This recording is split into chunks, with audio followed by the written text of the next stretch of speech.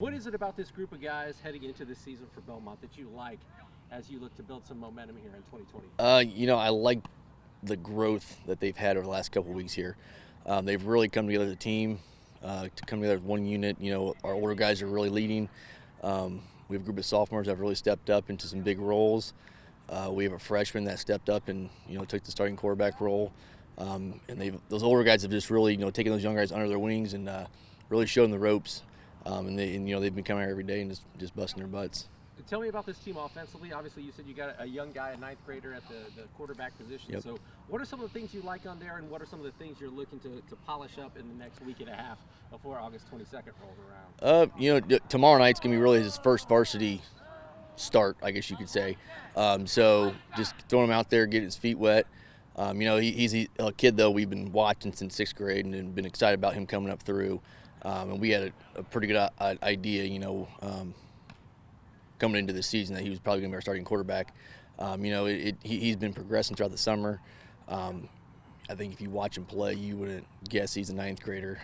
He's very football savvy. He's smart. He studies the playbook.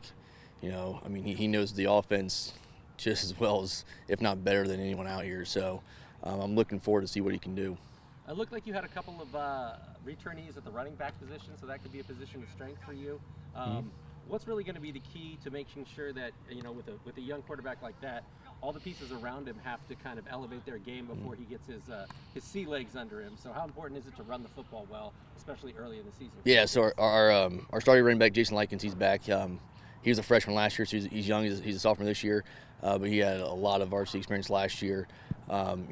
He's got to be the guy that we rely on. We need that short yardage. We need a big play. He's 6 foot 225, so he's not a small kid either. He can run, he can catch out of the backfield, all that stuff. He passes blocks really well. I think it's going to help. Our quarterback, Charlie Froh. He's playing behind a veteran offensive line. Our whole offensive line, they have at least 2 years of experience under their belt. We have 2 juniors and 3 seniors on offensive line. So and those guys, like I said, they've really taken Charlie under their wing, really showed him the ropes. And I think they're taking pride here in the offseason, really like protecting him and making sure he doesn't take too many hits and whatnot. So. On the defensive side, defense wins championships. There's the old saying. What is it defensively that you like about this group, and what are going to be some of the strengths for Bellmont on the defensive side? I've been really impressed with our toughness and flying to the ball. It's not just one guy going to the ball. It's the entire defense. I think Oliver Werling, he's really stepped into a big role this year as a senior. He's one of our all-conference returning linebackers from last year, and he's really taken pride in leading the defense, making sure everyone's in places they're supposed to be, making sure the coverages are correct and stuff like that. And he really gets those guys amped up on defense, and like I said, he makes sure they're all in the correct spots.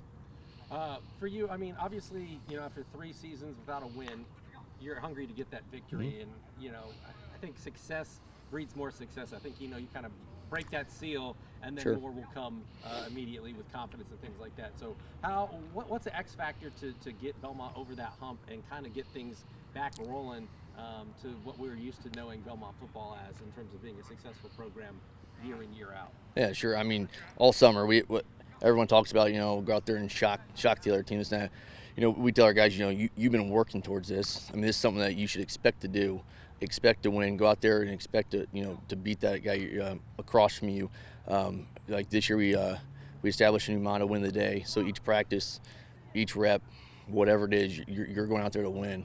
And like you said, success breeds success. And I think if we get a win under our belt, I think anything can happen after that. And then these guys they're hungry for a win. We're low on numbers. We have 37 guys out here, but these are the 37 guys that I want out here. These guys come out every day. They bust their butts. They hold each other accountable. Like I said, we have upperclassmen that are leading. I'm just excited to see what these guys can do week 1. All right. Anything else you'd like to add? I do not. All right. Appreciate it. Appreciate it. Thank you.